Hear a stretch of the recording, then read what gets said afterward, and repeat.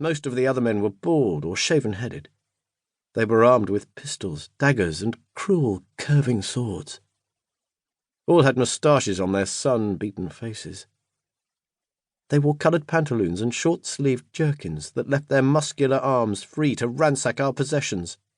Trinkets, lace, cutlery, even cheese and cured meat, fruit and vegetables, all were being stashed into pockets. The wreckage of plates, bowls, bottles and jars was strewn across the floor. This looting was interrupted by the man with the lantern when he reached the bottom stair.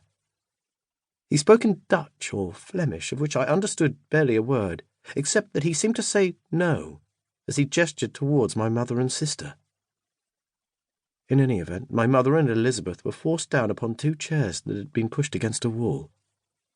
My sister buried her face in her shaking hands. My mother beseeched the man with the lantern to spare us. "In the Lord's name, have mercy," she cried. "We've done you no harm."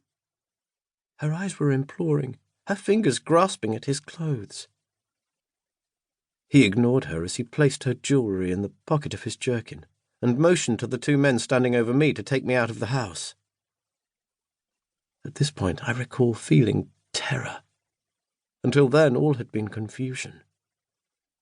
Now the reality struck me. I was being separated from my family.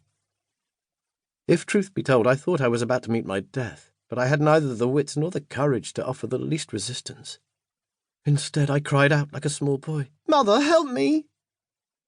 She thrust out an arm towards me and shouted, "Leave him, I beg you, he's just a boy!"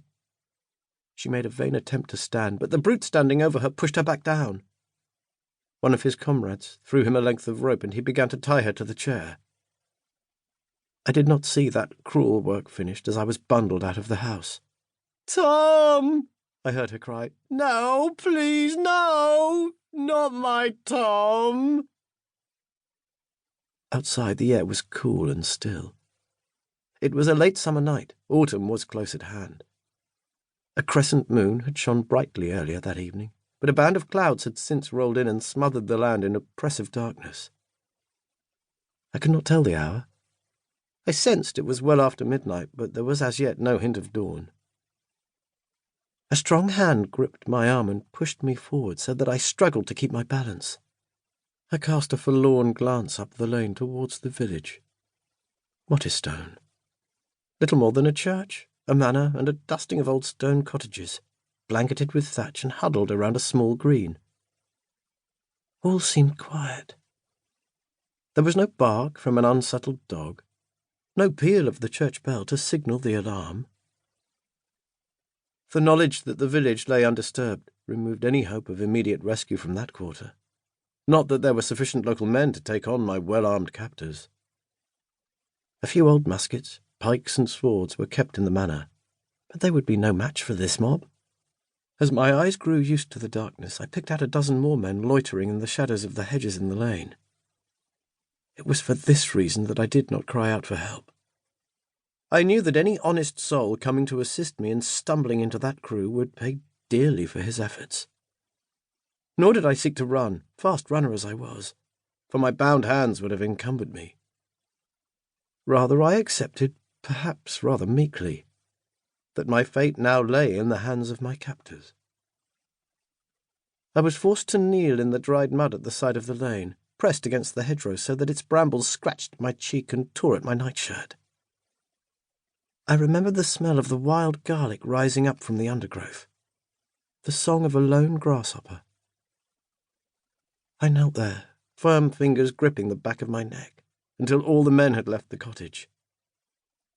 The man with the lantern came last, extinguishing the flame within it before he closed the broken door behind him, muffling the heart-rending cries within.